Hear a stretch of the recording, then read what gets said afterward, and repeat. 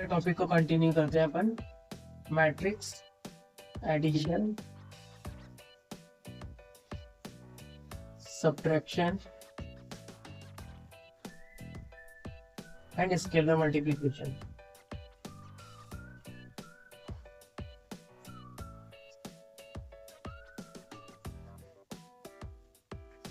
इसको समझने के लिए हम एग्जांपल का सहायता लेंगे। इसके लिए सबसे पहले आपको बेसिक पता होना चाहिए कि मैट्रिक्स जो कि ऐड होगी या सब्ट्रैक्ट होगी, उनको सेम ऑर्डर में होना जरूरी है। सपोज करिए कोई मैट्रिक्स आपको दी हुई है 2 3 5 7 6 4, एक मैट्रिक्स है। इसी तरह से बी को एक मैट्रिक्स दी हुई है 7 5 8 2 6 1 5 4 9।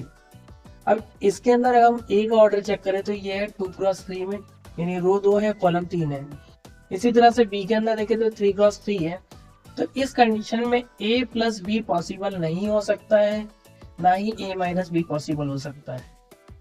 तो इस केस से हम इस क्वेश्चन को सॉल्व नहीं कर सकते। तो इसके लिए हमें क्या चाहिए कि दोनों का ऑर्डर सेम चाहिए, और दोनों का ऑर्डर सेम चाहिए तो हमें a को भी 3/3 का बनाना पड़ेगा और b को भी 3/3 का बनाना पड़ेगा। तो इस तरह का एग्जाम्पल होना चाहिए। तो इसके लिए आप देखिए, सपोज करते हैं हम नए क्वेश्चन में if a इक्वल टू 3 5 4 2 1 6 7 1 9।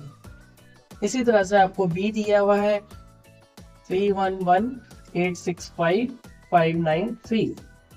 अब आपको बोला एग्जाम में कि फाइंड करें आप 3a प्लस 2b। अब देखिए इसके अंदर जो 3 छुपा हुआ है a के साथ जो है वो है मल्टीपल, और ये मल्टीपल कहलाता है स्केलर मल्टीपल। तो पहले आपको 3a निकालना पड़ेगा, इसका मतलब 3, और हर एलिमेंट के साथ इसको a के हर एक एलिमेंट के साथ मल्टीप्लाई करके लिखना है। तो आपको एग्जाम में ऐसा करना पड़ेगा 3 × 3 9, 3 5 15 और 3 4 12। इसी तरह से 3 2 6, 3 1 3, 3 6 18, 3 7 21, 3 1 3 और 3 9 27। इसके बाद आपको 2b बोला है, तो 2b भी आप निकाल लें, यानी कि 2 और b के सारे एलिमेंट मैट्रिक्स के खुद आप लिख दीजिए। आगे आप बढ़िए, 2 3 6, 2 1 2 2 16 12 10 10 18 और 6। अब आप आइए, जो हमसे बोला गया है उस फॉर्मेट में अपन कंटिन्यू करते हैं इसको। 3a plus 2b, 3a plus 2b। इस केस में आप देखिए कि हमने यहाँ पे 3a से जो मल्टीपल करके लिखी थी मैट्रिक्स को सामने लिखा है,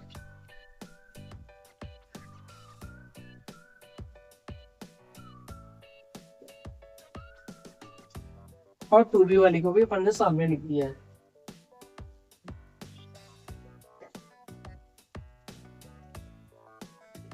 अब इस केस में आपको जो इसको ऐड करना है, तो ऐड करने के लिए आप क्या करेंगे, यहाँ पर 9 + 6 मतलब a11 के साथ ही ऐड होगा। तो इसका जो मेंबर है वो है 9 एलिमेंट, इसका मेंबर एलिमेंट बताता है 6। इसी तरह से 15 + 2, 12 + 2,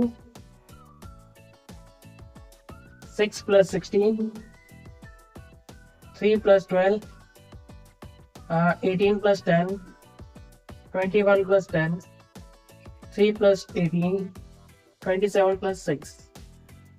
अब आप इसको ऐड करते हैं तो क्या आएगा, ये 9 + 6 15, 22 31 17 15 21 14 28 और 33। ये था आपका एडिशन और स्केलर मल्टीपल का क्वेश्चन। बट ये तो बहुत सिंपल केस है आपके लिए, ये तो बहुत सिंपल केस है आपके लिए। तो आपको अगर ये बोलता सेकंड क्वेश्चन में, मान लीजिए कि फाइंड 3a - 2b, तो आपने 3a और 2b तो दोनों निकाल रखा है। इस केस में केवल आपको यहाँ पे 3a का मल्टीपल फॉर्म लिखना है, यही नहीं 9 15 और 12, 6 3 और 18, 21 3 और 27। Same thing 6 2 2 16 12 10 10 18 6। जो प्रोसेस हमने एडिशन के लिए लिया है वही प्रोसेस यहाँ पे लेना है, बस यहाँ पे माइनस लग जाएगा और हमें एलिमेंट को उसी में से घटाना है। पोजीशन सेम रहेगी, a11 वाला a11 में से लेस होगा, a12 वाला a12 में से लेस होगा, a23 वाला a23 में से लेस होगा। इसी तरह से इस प्रोसेस को कंटिन्यू करते हुए आपको इसको सॉल्व करना है।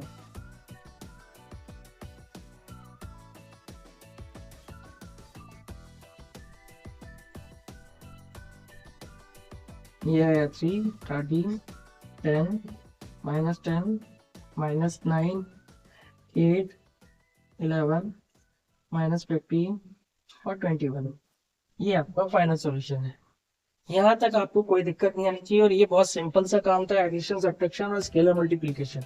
बट अब मैट्रिक्स मल्टीप्लिकेशन की अगर अपन बात करेंगे, अगर मैट्रिक्स मल्टीप्लिकेशन की अपन बात करेंगे तो मैट्रिक्स मल्टीप्लिकेशन कैसे होता है इसके बारे में हमें आगे देखना है और इसे कंटिन्यू करना है। तो देखिए, इसके अंदर आपको कोई मैट्रिक्स दी है, उसके पहले रूल समझे मैट्रिक्स मल्टीप्लिकेशन का।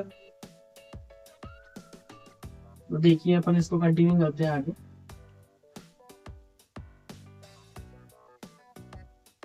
हमारा टॉपिक बदल रहा है, मैट्रिक्स मल्टीप्लिकेशन।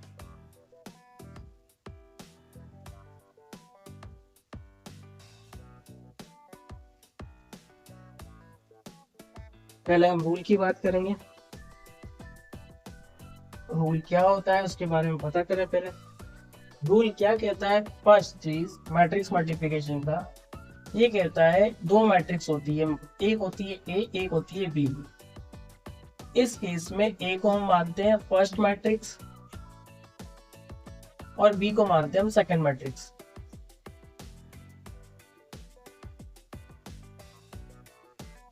और मैंने आपको बता ही रखा है कि इनका एक ऑर्डर होता है जो कि रो इनटू कॉलम के फॉर्मेट में लिखा जाता है।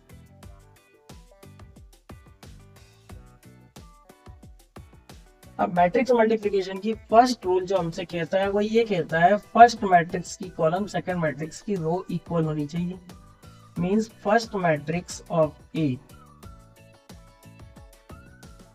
Column equal to second matrix रो।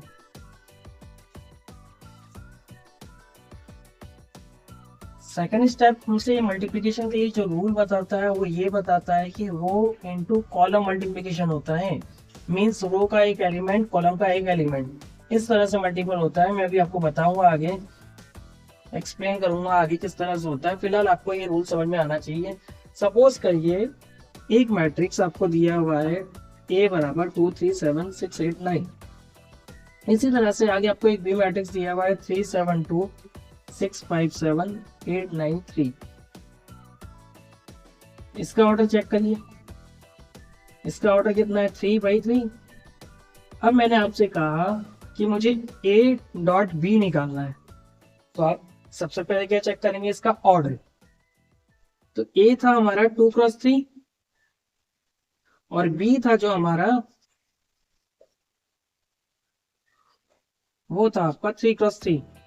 तो यहाँ मल्टीप्लिकेशन की हमने फर्स्ट कंडीशन क्या रखी थी कि इसका कॉलम फर्स्ट मैट्रिक्स का जो कि 3 है ए के अंदर, और इसका कॉलम और इसकी रो बराबर है। बराबर है तो इसके अंदर मल्टीप्लाई पॉसिबल है। बट अगर मैं आपसे कहूं कि भाई मुझे तो बी क्रॉस ए निकालना है, तो इस कंडीशन में मैट्रिक्स बी फर्स्ट बन गई है मैट्रिक्स, और ये थी 3/3 की, और ए जो थी वो सेकंड मैट्रिक्स बन गई और ये था 2x3 का। इस कंडीशन में इसका जो कॉलम है और इसकी जो रो है वो आपस में बराबर नहीं है। इस कंडीशन में मल्टीप्लाई पॉसिबल नहीं हो सकता।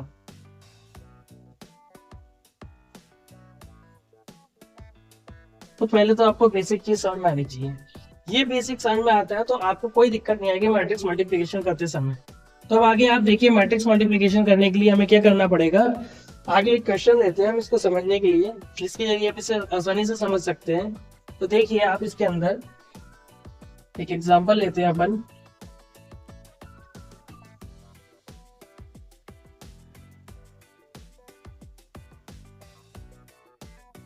तो देखिए, अभी अपन मैट्रिक्स मल्टीप्लिकेशन की बात कर रहे थे, तो इसको इस क्वेश्चन के जरिए अपन समझने की कोशिश करते हैं।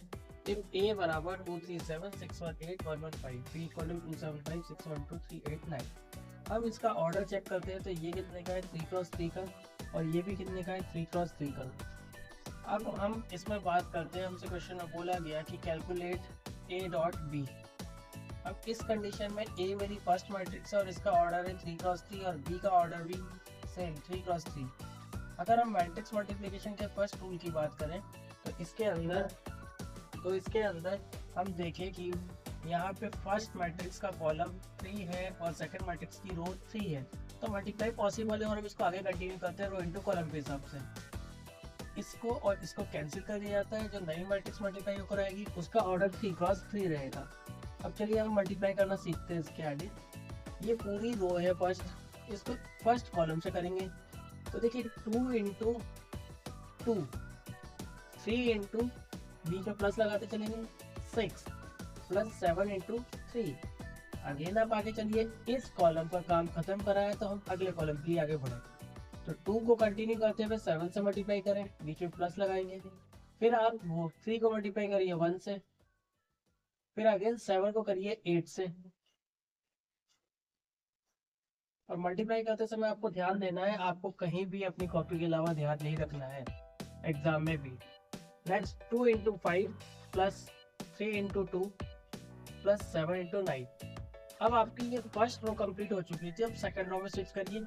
सेकंड रो में आपको दिख रहा है 6 इंटू 2, कॉलम वही चलेगी, कॉलम के अंदर हमें छेड़छाड़ नहीं करनी है। इसमें 1 इंटू 6, इसमें 8 इंटू 3। अगेन यहाँ आइए 6 इंटू 7, 1 इंटू 1, 8 इंटू 8। नेक्स्ट वाले में चलिए 6 इंटू 5, और फिर आप आगे चलिए 1 इंटू 2 एंड 8 इंटू 9। इस तरह से आपने सेकंड रो को कंप्लीट करा। अब थर्ड रो की बात आती है, तो थर्ड रो में देखिए आप समझिए, इसमें भी 1 क्रॉस 2, फिर 1 क्रॉस 6, 5 क्रॉस 3, 1 को 2 से, 1 को 6 से और 5 को 3 से। अगेन 1 को 7 से, फिर 1 को 1 से और 5 को 8 से, फिर 1 को 5 से, 1 को 2 से और 5 को 9 से। इस तरह से आपको मल्टीप्लाई करना है। और अब देखिए जब मल्टीप्लाई होकर आएगा उसमें आपको कैलकुलेटर की मदद लेनी है, क्योंकि कैलकुलेटर आपको सही आंसर देगा। हो सकता है आप जल्दबाजी में गलत कर दें, तो इसलिए आप कैलकुलेटर का उपयोग करें। जब अलाउ है तो उसे यूज़ करने में क्या जाता है। ठीक है, 42, 1, 64, 32 और 72। आगे चले तो देखिए आप 1 इंटू 2, 2, 6, 15, 7, 1 और 40, 5, 2 और 45। चलिए इसका टोटल देखते हैं। 25 और 18 आपका हो गया 43। इधर है वापस 18, इसको करेंगे तो आपका आ जाएगा 42। ये आपका होगा 23, इधर आएंगे तो आपका 70, ये हो गया आपका 63। इधर आएंगे तो आपका 43 और ये हो गया 107। तो 43 और ये जोड़ के टोटल 107, ये 48। इधर आए 10 इंटू 6 60, 10 प्लस 6 16 और 63, ये हो गया आपका 79। ये हुआ आपका 74 और 3104, 7 और ये हो गया 52। तो कुछ इस तरह से आपको मल्टीप्लाई करना है। एक बार फिर मैं आपको बताया तो मल्टीप्लाई करने का तरीका, फर्स्ट रो को पकड़ के सेकंड कॉलम से, जैसे ये 2 2 से हुआ, फिर 3 6 से हुआ, फिर 7 3 से मल्टीप्लाई हुआ, इसको आगे स्विच कर दीजिए। इस कॉलम का काम कंटिन्यू हो चुका है। अब अगले पे 2 into 7 plus 3 into 1 plus 8 7 into 8। तो आपको एक रो पकड़ के तीनों कॉलम के साथ एक एक करके मल्टीप्लाई करना है। बट ये ध्यान रखिए एलिमेंट अलग अलग स्टेप पे ही होंगे। ये नहीं कि आपने 2 को वापस कंटिन्यू करते हुए इन तीनों से मल्टीप्लाई कर दिया, नहीं। 2 को इससे करना है, 3 को 1 से करना है और 7 को 8 से करना है। अगले टाइम 2 को 5 से करा अपन ने, 3 को 2 से करा और 7 को 9 से करा। सिमिलरली नेक्स्ट वाले में आइए 6 इंटू 2 1 इंटू 6 प्लस 8 इंटू 3, बीच में प्लस आपको लगाना है। 6 into 7 1 into 1 plus 8 into 8, 6 into 5 plus 1 into 2 plus 8 into 9, same 1 into 2 plus 1 into 3 6 plus 5 into 3, फिर 1 into 7 plus 1 into 1 plus 5 into 8, फिर 1 into 5 plus 1 into 2 plus 5 into 9। इस तरह से आपको मैट्रिक्स मल्टीप्लिकेशन करना है और मैंने आपको ऑर्डर बता दिया। बट होता क्या है, इतना सिंपल क्वेश्चन तो वो देगा नहीं कि भाई आपको मल्टीप्लाई करना है। इसमें क्वेश्चन क्या होता है कि आपको लैंग्वेज स्टेटमेंट फॉर्म में आएगा और कुछ इस तरह से आता है कि उसको मल्टीप्लाई करते समय आपको दिमाग चलाना होगा कि हमें क्या ऑर्डर फॉर्मेट रखना है, ए डॉट बी रखना है या बी डॉट ए रखना है। बेसिक क्वेश्चन यही है और बेसिक क्वेश्चन पे से आरटी क्वेश्चन रहती है। तो देखिए इसके अंदर कुछ क्वेश्चन है जो मैं आपके साथ डिस्कस कर रहा हूँ। इसमें से एक क्वेश्चन है, एक एक करके अपन डिस्कस करेंगे। तो देखिए फर्स्ट क्वेश्चन जो आपसे कह रहा है, इसमें ही कहा है in a certain city there are 50 colleges. यानी एक सिटी है जिसके अंदर कितने कॉलेजेस हैं, 50 एंड 400 स्कूल्स। यानी कोई सिटी है जिसके अंदर उसके पास 50 तो कॉलेज है और 400 स्कूल है। अब आपसे वो कह रहा है आगे, each school and college have 18 peon, 5 clerk and 1 cashier. हर कॉलेज और स्कूल में 18 पियोन, 5 क्लर्क और 1 कैशियर है। Each college in addition has 1 section officer. इसके अलावा कॉलेज के अंदर एक सेक्शन ऑफिसर है और एक लाइब्रेरियन है। सिमिलरली पे आज कंटिन्यू करते हैं हम इसको। तो देखिए इसमें क्या लगाया मुझसे कि the monthly salary of each of them is as follows. यानी हमें मंथली सैलरी दे रखी है हर किसी की, चाहे वो पियोन हो, क्लर्क हो, सबकी। कुछ इसी सीक्वेंस में पियोन की 1200 है, क्लर्क की 2000 है, कैशियर की 2400 है, सेक्शन ऑफिसर की 2500 है, लाइब्रेरियन की 3600 है। अब आगे यूजिंग मैट्रिक्स नोटेशन। देखिए मैट्रिक्स नोटेशन, मैट्रिक्स नोटेशन ध्यान दीजिएगा, एग्जाम में क्वेश्चन पहचान नहीं पाते हैं तो इसने साफ बोल दिया है मैट्रिक्स, इसका मतलब क्वेश्चन मैट्रिक्स है। अब इस फॉर्मेट का आप मैट्रिक्स नोटेशन में लाइए, फाइंड करें फर्स्ट चीज the number of post of each kind in school and colleges taken together. मतलब कहने का मतलब ये है कि आपको स्कूल और कॉलेज के अंदर कुल कितनी पोस्ट खाली है वो बताना है। किसकी पोस्ट, ध्यान से समझिएगा, किसकी post, peon, clerk, section officer, librarian, ये बंदे, इनकी संख्या निकालनी है। मतलब स्कूल के अंदर और कॉलेज के अंदर दोनों को मिला के। नहीं आप सोच रहे अलग अलग मल्टीप्लाई करके टोटल कर रहे, नहीं, इसने आपसे कहा है मैट्रिक्स मल्टीप्लिकेशन। तो अभी आपको माइंड में रख के चलना है पहले क्वेश्चन को सॉल्व करने के लिए कि हमारे पास क्वेश्चन में क्या दिया होता। तो देखिए इसका सॉल्यूशन के लिए हम बढ़ते हैं। यहाँ पे सबसे पहले एग्जाम में भी आपको ये चीज पुट करनी है अकॉर्डिंग टू क्वेश्चन। इसके हिसाब से इसने हमें क्या दिया है, हम मान लेते हैं कि एक मैट्रिक्स है ए जिसके अंदर उसने हमसे कहा था कि कितने स्कूल है और कितने कॉलेज है। तो देखिए कॉलेज 50 थे प्लस स्कूल कितने 400, और हर स्कूल में 18 पियोन थे और कॉलेज में भी 5 क्लर्क थे, 1 कैशियर थे। इसके अलावा आपको 2 चीज एक्स्ट्रा दी हुई थी किसके अंदर, कॉलेज में, एक सेक्शन ऑफिसर और एक लाइब्रेरियन। अब समस्या ये है कि आपको ये सब जमाना आना है, इसलिए आपको सबसे पहले यहाँ भी लिखना है peon, clerk, cashier, section officer और लाइब्रेरियन, ताकि आपको ये याद रहे कौन सा सिंबल यानी कौन सा एलिमेंट किसको रिप्रेजेंट कर रहा है, आप भूले नहीं। इसलिए आपको ये चीज लिखनी जरूरी है और एग्जामिनर को पता पड़ जाए कि इस बंदे को समझ में आ रहा है। अब आप क्या करें, पोस्ट निकालना है तो आप एक एक करके मल्टीप्लाई करें। इसका मतलब आपको भी मैंने बताया था स्केलर मल्टीप्लाई होता है 18 इंटू 50 यानी 900, इसके अंदर 250, ये आपका 50, इसका बाद आपका 50 और फिर अगेन आपका 50। अब देखिए ये हमने केवल कॉलेज का करा है, आगे स्कूल के लिए आएंगे। तो देखिए स्कूल में 400 इंटू 18 करेंगे तो कितना है बेटा, 7200 पियोन्स चाहिए, 2000 आपको क्लर्क चाहिए होंगे, 50 आपको कैशियर चाहिए होंगे, 50 आपको सेक्शन ऑफिसर चाहिए और 50 आपको लाइब्रेरियन चाहिए होंगे। तो देखिए बेटा अब इनका टोटल करने की बारी है जो हमने स्केलर में पढ़ा था। ये आया टोटल 8100, ये है आपका 2250, ये है आपका 450। अब आपका आया 100, सॉरी ये तो आपका था ही नहीं ना, इसमें स्कूल में तो है ही नहीं, सॉरी सेक्शन ऑफिसर और लाइब्रेरियन तो आपको स्कूल में चाहिए ही नहीं, तो ये दोनों तो क्या हो गया आपका 0। तो अगर आप 50 में 0 का ऐड करें तो कितना आएगा 50 और यहाँ भी कितना आएगा 50।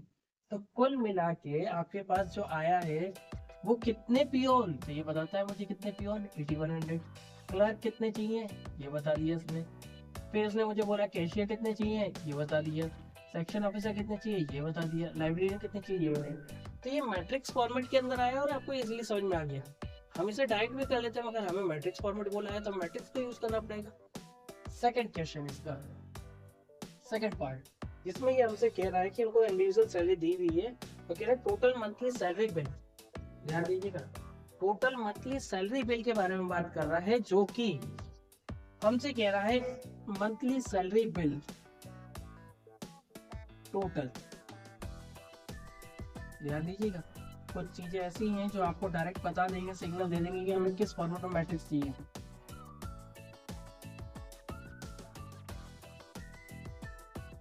ये कुछ ऐसे वर्ड है जो हमारे को दिमाग में फिट करके चलना है, इसमें कहीं ईच नहीं हो रहा है, इसका मतलब मुझे आंसर चाहिए 1+1 यानी सिंगलटन मैट्रिक्स।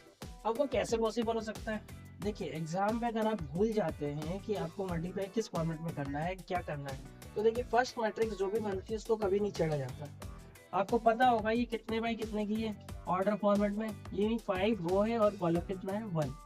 तो अगर मैं बात करूँ ये 5x1 है तो मुझे आंसर चाहिए 1x1 में। कहने का मतलब इस 5 को मुझे क्रॉस करना है, यानी ये कटेगा तभी तो 1x1 बनेगा मल्टीप्लाई होके, है ना। तो अब आप क्या करें, अगली जो मैट्रिक्स बनाए सैलरी वाली उसको अपन किसमें बनाए 1x5 में। तो जो हमें इंफॉर्मेशन दी हुई थी कि उस हिसाब से इसकी जो मैट्रिक्स बनेगी वो देखिए 1200 तो पियोन की सैलरी थी। और आप कभी भूल भी जाए ना तो आप ध्यान रखिए मल्टीप्लाई करते समय हमेशा इसका अपोजिट बनता है। तो जैसे आपको ये रो वाइज दिखा था अभी कॉलम में सेटल हो जाएंगे, peon, clerk, cashier, section officer और लाइब्रेरियन। इनका सैलरी अमाउंट हमको दिया हुआ है क्वेश्चन में, उसके हिसाब से हम इसे अरेंज कर लेते हैं।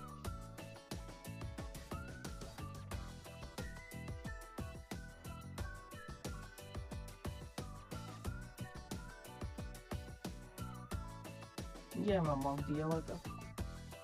अब आपको ये दिख रहा होगा ये कितने बाई कितने की है, रो 1 की है, कॉलम 5 है। अब मुझे साफ दिख रहा है कि अगर मैं बी डॉट ए करूँ तो मेरे को 1x1 में आंसर मिल जाएगा। तो देखिए फर्स्ट मैट्रिक्स बी थी, समझना यही है केवल आपको। इस कंडीशन में ए डॉट बी नहीं कर सकता, मुझे चाहिए 1x1 का आंसर, क्योंकि उसने बोला total monthly salary bill. Total monthly salary bill का मतलब है 1x1। मैंने आपको बार बार बोला कि इन चीजों को दिमाग में फिट कर लीजिए कीवर्ड्स हैं। जैसे आपको मैट्रिक्स का ऑर्डर पता पड़ जाए किस फॉर्मेट में मांग रहा है तो मल्टीप्लाई थोड़ा इजी हो जाएगा। अब इस केस में हमने इसको देखा कि ये 5x1 है तो अगला 1x5 में बना दिया हमने। अब इसमें अगर ये फर्स्ट मैट्रिक्स है तो इसका कॉलम है 5 और इसका कॉलम है आपका 5x1। ये दोनों बराबर हैं, ये कट जाएंगे तो 1x1 में आंसर आ जाएगा। तो इसका मतलब हम बिल्कुल सही चल रहे हैं, हमें कुछ नहीं करना, इस मैट्रिक्स बी को एज इट इज लेना है और मल्टीप्लाई कर देना है ए के साथ। ए का जो अमाउंट था वो हम ऊपर कैलकुलेट कर चुके हैं, उसको आप एज इट इज कॉपी कर दीजिए जिस फॉर्मेट में दिया हुआ है। ऑर्डर नहीं छेड़ेंगे, बिल्कुल भी ध्यान रखिएगा। ऑर्डर छेड़ दिया तो आप उड़ गए एग्जाम में, फिर लगाते रहिएगा फिर 1x1। तो देखिए 1200 मल्टीप्लाई होगा किससे 8100, 2000 मल्टीप्लाई होगा आपका 2500, 2250, 2400 आपका मल्टीप्लाई होगा 450। कैलकुलेटर है, आप इतना घबराए नहीं, इतने बड़े अमाउंट के डाटा को आपको मल्टीप्लाई आराम से कैलकुलेशन दे देगा। अलाउ है तो यूज करना भी है आपको, बिना कैलकुलेटर के तो आप कुछ नहीं कर सकते। ये जो मैट्रिक्स बनी ये 1x1 की बनी और इसका जो आंसर आएगा वो आपको कुछ इस तरह से आएगा 1,56,20,000। तो ये इसका फाइनल आंसर है। तो देखिए जब तक आपको कीवर्ड्स नहीं पता होगा ऑर्डर के हिसाब से जमा नहीं पाएंगे। और हमेशा ध्यान रखिए फर्स्ट मैट्रिक्स को कभी नहीं छेड़ना है। ये मैंने आपको एक एग्जांपल बताया, इसी तरह से अपन 2-3 क्वेश्चंस के और डिस्कशन करते हैं ताकि आपका माइंड खुल सके, क्योंकि एग्जाम में डायरेक्ट क्वेश्चन नहीं आता मल्टीप्लिकेशन का। एक और क्वेश्चन है, डिस्कस करते हैं इसके बारे में। चलो ये मैं इरेज कर रहा हूँ, अगले वाले क्वेश्चन की तरफ आप ध्यान देंगे। ये कह रहा है आपसे a firm produces 3 products A B C. क्या कितने प्रोडक्ट बना है 3 प्रोडक्ट ए बी और सी। अब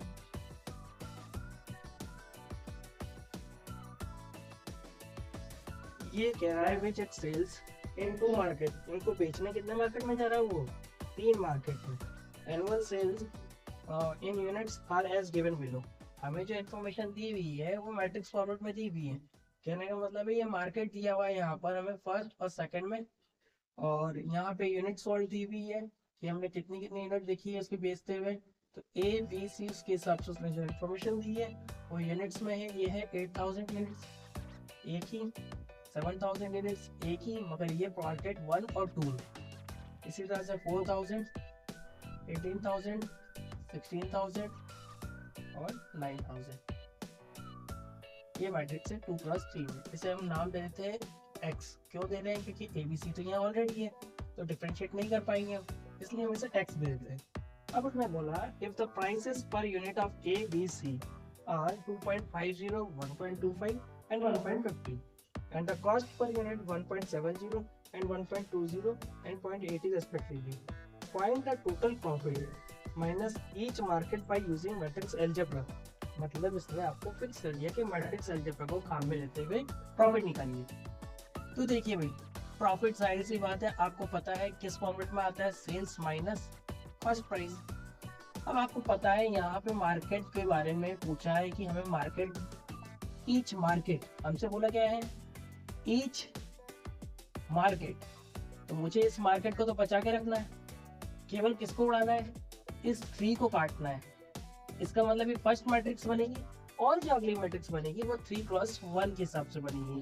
तो अगली मैट्रिक्स जो हम प्रॉफिट मैट्रिक्स बना रहे हैं उसको हमने वाई नाम दिया, और जब हमारी सेल्स प्राइस थी उसमें से हम किसको लेस कर देंगे, कॉस्ट प्राइस को। देखिए ये था आपका 2.5, ये 1.25 और ये 1.50। इसमें से हमने लेस करना है 1.70, 1.20 और 0.80। अब देखिए सीधी सी गणित थी आपके पास, मैथ सिंपल था, सेल्स में से कॉस्ट घटाना है, तो बचपन से पढ़ते आ रहे हैं भैया, इसके लिए क्या सोचना। ये कितने बाय कितने की बनी, 3x1। मुझे ये बोला गया था प्रॉफिट ऑफ ईच मार्केट, मेरा माइंड वहीं काम कर रहा था किसको बचाना है, मार्केट। तो इस 2 को मुझे नहीं काटना है, किसको काटना है, किसको। तो इसका मतलब ये फर्स्ट मैट्रिक्स का कॉलम बना।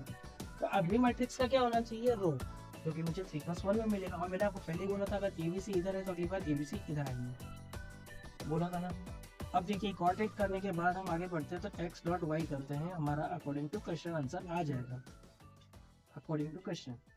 तो देखिए सीधा सा क्वेश्चन था, आपको ज्यादा दिमाग बेजा भड़क नहीं करनी थी, केवल पता करना है कि हमें किस ऑर्डर में वो मांग रहा है। और फर्स्ट मैट्रिक्स आप कभी नहीं चढ़ेंगे, बाकी के मैट्रिक्स आप उसके हिसाब से जमाते चलेंगे। ये देखिए ये कितने बाय कितने के था, 2x3 का, और ये था आपका 3x1 का। बस आपको कुछ नहीं करना है, केवल हम मल्टीप्लाई करना है। आपको पता है हमारी जो कंडीशन है मैट्रिक्स मल्टीप्लिकेशन की, फर्स्ट मैट्रिक्स की कॉलम सेकंड मैट्रिक्स की रो बराबर है, ये कटेंगी। और जो नई मैट्रिक्स बनेगी वो कुछ 2x1 में बनेगी, जो कि हमारी रिक्वायरमेंट है, जो कि हमारी रिक्वायरमेंट है। तो देखिए 8000 मल्टीप्लाई होगा आपका 800.80 से, 8000 मल्टीप्लाई होगा 0.80 से। इसको आगे ले लेते हैं ताकि आपको कैलकुलेशन करते समय दिक्कत नहीं हो। Plus 4000 into 0.05 plus 16000 into 0.70, same चीज नीचे 7000 इंटू 0.80। देखिए मल्टीप्लीकेशन ये तो सीधा था, 3/3 होता, 3/3 तो हमें दिक्कत आती है, इसलिए आप जब क्वेश्चन करें तो किसी से बातचीत ना करें। Plus 9000 into 0.7। अब इसको सिंपली सॉल्व करना है तो आपको एडिशन करना है।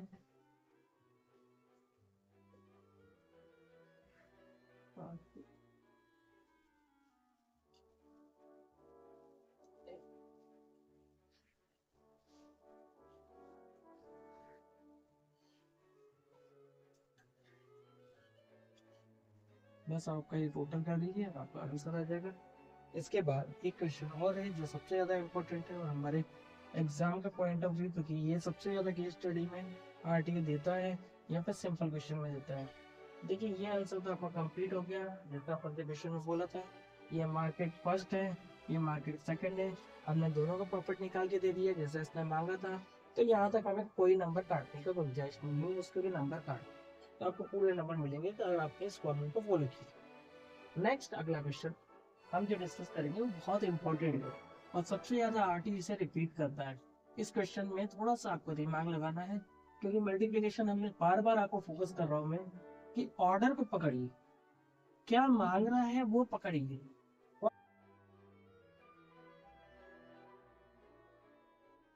फर्स्ट मैट्रिक्स को मत छेड़िए, फर्स्ट मैट्रिक्स को कभी मत छेड़िए। तो देखिए इसने हमने कहा कि एक फाइनेंस कंपनी है, और finance company has offices located in each division। इसके ऑफिस हर डिवीजन, डिस्ट्रिक्ट और तालुका में है। तो हमें जो दिया हुआ है इंफॉर्मेशन इस हिसाब से हमने फर्स्ट मैट्रिक्स सेट कर दी है। देयर आर 7 डिवीजन, तो मान लिया 7 डिवीजन है, 25 डिस्ट्रिक्ट एंड 250 तालुका। आरडी ये करता है डाटा बदल देगा केवल यहाँ पे, और आपको तालुका की जगह विलेज दे देगा, तो आपको इससे घबराना नहीं है। ये डाटा तो सेम ही, पैटर्न तो सेम ही होता है, डाटा सेम हो जाए तो किस्मत है आपकी। आगे इसमें कहा है in each state each office has one head clerk. तो देखिए अगली जो मैट्रिक्स बनेगी उसके अंदर इसने कहा है कि जो भी ऑफिस है, चाहे वो डिवीजन हो, चाहे वो डिस्ट्रिक्ट हो, चाहे वो तालुका हो, सबके अंदर क्या है, एक हेड क्लर्क है। तो देखिए हमने सबके अंदर एक एक हेड क्लर्क दे दिया है। अगला आपको बोला है कैशियर, जो कि हमारे पास दो हैं हर किसी के अंदर।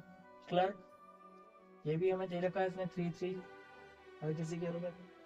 वन टाइपिस्ट, तो टाइपिस्ट की अगर अपन बात करें तो टाइपिस्ट भी हमें दे रखा है कितना, 1। And 1 peon. ये हमने ऑफिस की इंफॉर्मेशन के हिसाब से इसे अरेंज कर लिया है। इसके अलावा इसने हमसे बोला है district office has in addition 2 clerk. कितने क्लर्क हैं, 2 क्लर्क हैं। किसके अंदर बोला है, डिस्ट्रिक्ट में, तो हमने 2 क्लर्क जोड़। एंड 1 पियोन, हमने इसमें 1 पियोन भी जोड़ दिया। ये देखिए डिस्ट्रिक्ट के अंदर ही थे, एडिशनल इन्फॉर्मेशन है, ऐड करते चलना है।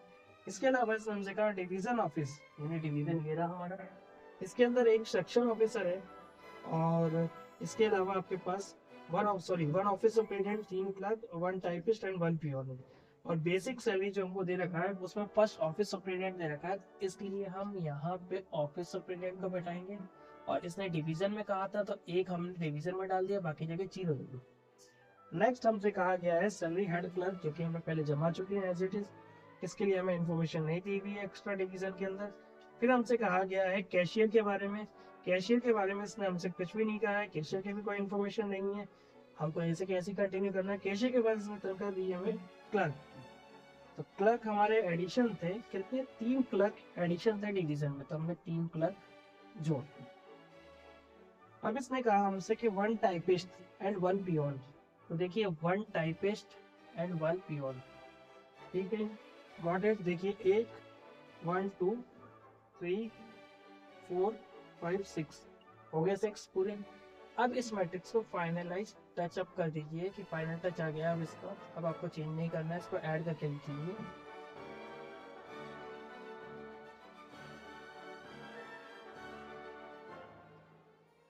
ये आपकी बी मैट्रिक्स बन गई। अब हमें सैलरी जो दी हुई है उसके साथ हमें छेड़छाड़ नहीं करनी है। हमने पहले ही डिस्कस कर लिया कि अगर ये इस फॉर्मेट में दिया है तो अगली बार सैलरी किस फॉर्मेट में बनेगी, सी मैट्रिक्स हम नाम दे देते हैं। तो यहाँ पे क्या आ जाएगा, सबसे पहले आपको पता है ऑफिस सुपरिटेंडेंट, इसकी तनख्वाह जो हमें दे रखी है सैलरी, वो आपको दे रखी है 8250, ये एज इट इज। फिर हेड क्लर्क की है, फिर कैशियर की है, फिर क्लर्क की है, फिर टाइपिस्ट की है, फिर पियोन की है। तो आपको पता होना चाहिए कि अगर एक मैट्रिक्स इस तरह से बनी है तो अगली मैट्रिक्स किस फॉर्मेट में होगी, तो मल्टीप्लाई इसी तरह से होता है 99%। अब अगला है आपका हेड क्लर्क की 6500,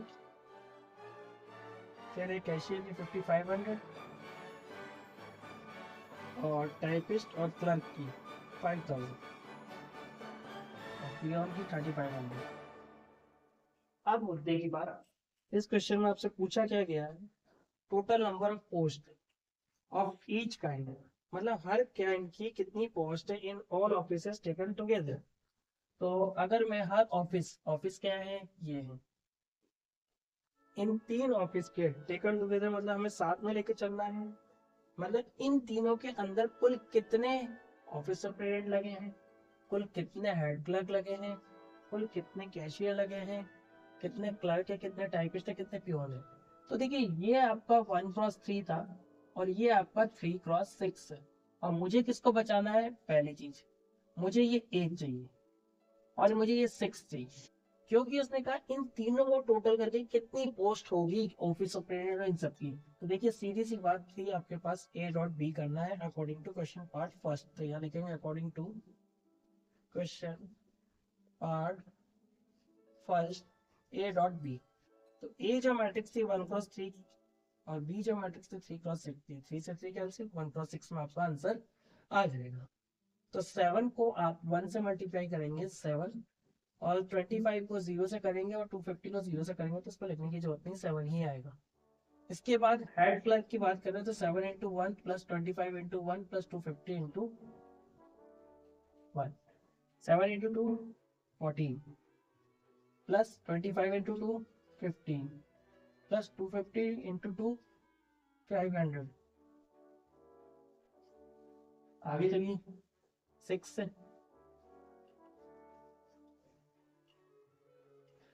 6 into 7 42 25 into 5 125 plus 250 into 3 750 plus 7 into 2 14। आगे चलिए प्लस लगा के 25 इंटू 1 फिर 250 इंटू 1 फिर आगे चलिए 7 into 2 14 plus 25 to 50 25 into 50 into 1 250। इसे आपने टोटल कर देना है हाथों। तो कितना है 7, ये कितना है आपका 7 12 और 1 3 2 282। इसी तरह से ये आपको अगर 564 और ये आपका हो जाएगा 8 42 125 और 750। तो हो गया 7 11 और ये 970।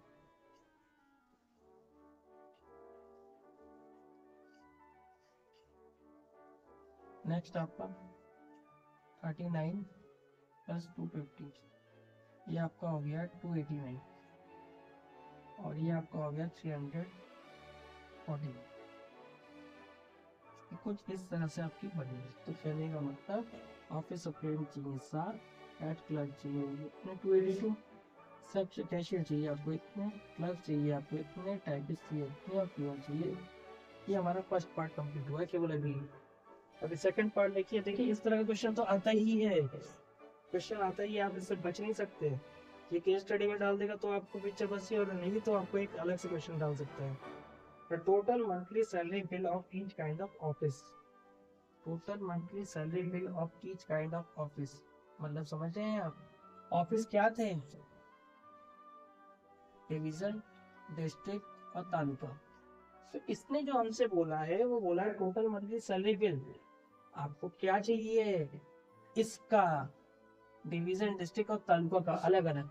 तो मुझे क्या करना पड़ेगा, बी इंटू सी करना पड़ेगा, ताकि मेरे को वो तीन चीज के बारे में दे सके इंफॉर्मेशन। मुझे ये 3 बचाना है और इधर ये था आपका 6+1, तो 6 से 6 कैंसिल हो जाएगा और आपकी रिक्वायरमेंट फुलफिल हो जाएगी। तो देखिए सेकंड पार्ट के लिए यहाँ पे लिखेंगे हम आगे कंटिन्यू करते हुए according to question part second.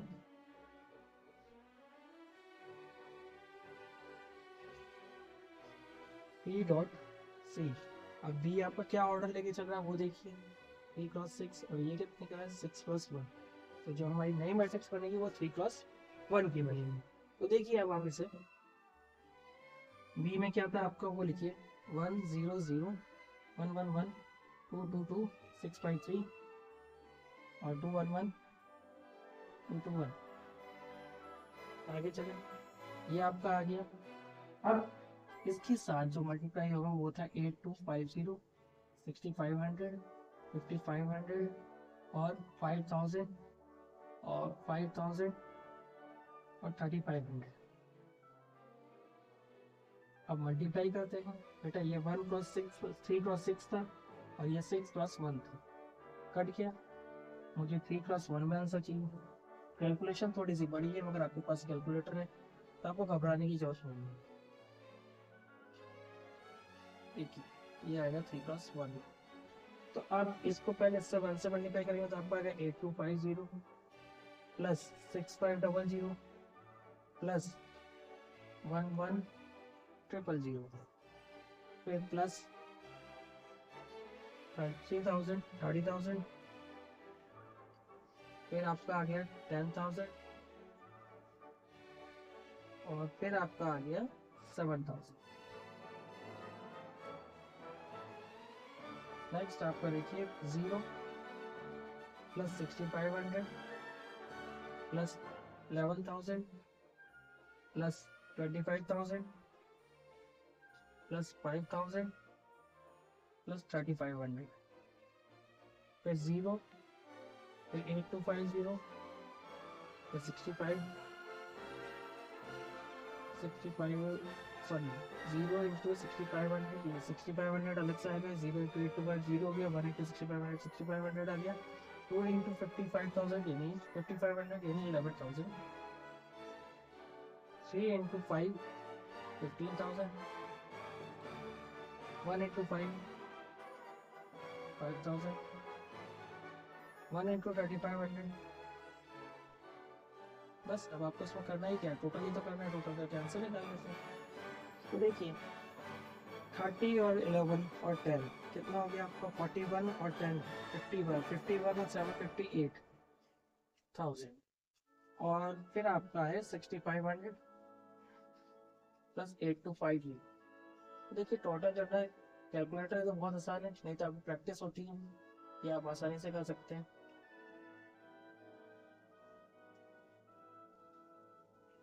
तो आपका आंसर है 7275C. नेक्स्ट वाले का देखिए 6500 3500 10,000 15,000 15 plus 11 26 26 plus 25 ये हो गया आपका 51,000.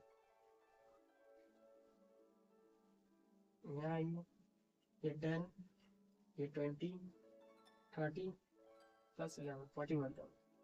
ये आपका आंसर निकला इसका सेकंड पार्ट. अब आपके थर्ड पार्ट जो आपसे कह रहा है इसके अंदर, उसके अंदर हमसे मांगा गया है total basic monthly salary bill.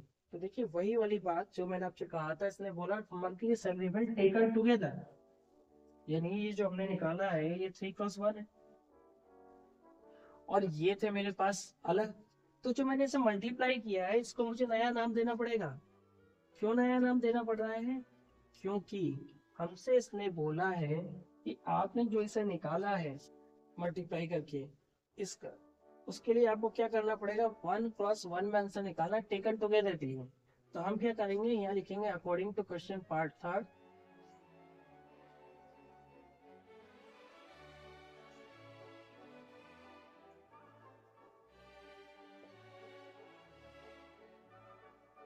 A dot d. A क्या था आपका 7 25 250 और डी क्या निकला अभी आपने कैलकुलेट करके निकाला है, इसको केवल मल्टीप्लाई करना है और टोटल करना है. तो आपका टेकन टुगेदर मतलब वही है, 1+1 में निकालना है आपको आंसर.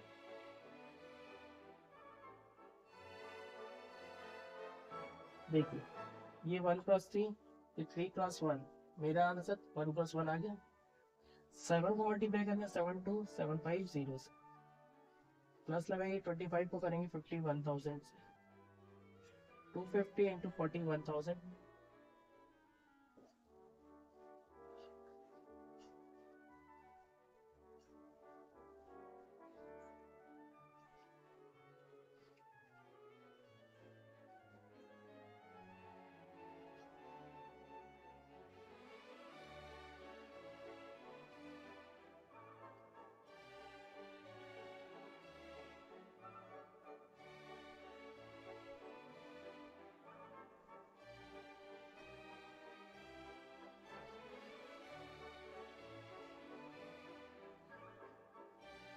बस इनको टोटल कर लीजिए और आपका आंसर आ जाएगा.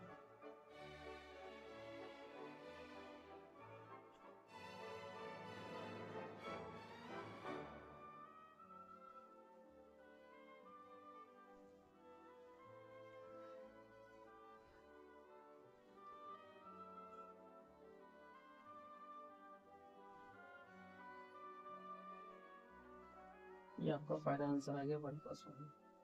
ये क्वेश्चन आरटीयू के हिसाब से बहुत ज़्यादा इंपॉर्टेंट है, इसके आने के चांस 100% रहते हैं. इस क्वेश्चन को आप 3-4 जगह सवाल देखे डाटा बदल बदल के इसको चेक करते रहे तो आपका ये क्वेश्चन सॉल्व करना आपको आ जाएगा. नेक्स्ट क्लास जब हम कंटिन्यू करेंगे तो हम बात करेंगे डिटरमिनेंट और क्रेमर रूल की और इनवर्स की. नेक्स्ट क्लास में हम इसको पढ़ेंगे आगे. आज के लिए केवल इतना ही और इसकी आप प्रैक्टिस करेंगे 3 क्वेश्चन की. मेरे को उम्मीद है आपको समझ में आया.